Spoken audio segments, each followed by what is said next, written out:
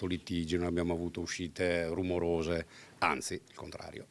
E questo porta a un lavoro di squadra che darà grandi soddisfazioni. Forza Italia passa dal 3,5 delle regionali 2020 al 6,7 delle politiche 22, all'8,7 delle europee del 24, quindi andremo assolutamente in doppia cifra perché questo è scritto.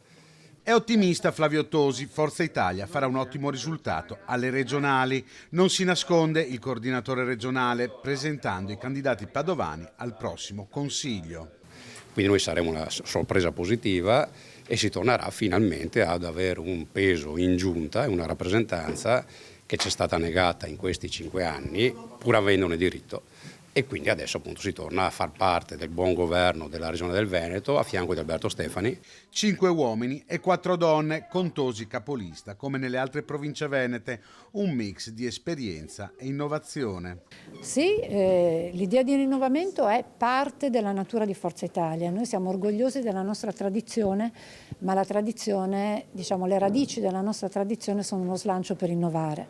E abbiamo sempre l'esperienza e la novità, l'innovazione. E la novità non è mai una novità per sé, è una novità che ha un significato. Studenti STEM, studentesse che hanno un obiettivo, una visione. Nomi forti della lista i consiglieri uscenti Elisa Venturini e Fabrizio Boron, affiancati da amministratori locali come l'ex sindaco di Campodarsego, Mirko Patron, Alberto Moretto, assessore di Agna, e Nila Ila, consigliere comunale di Ponte San Nicolò.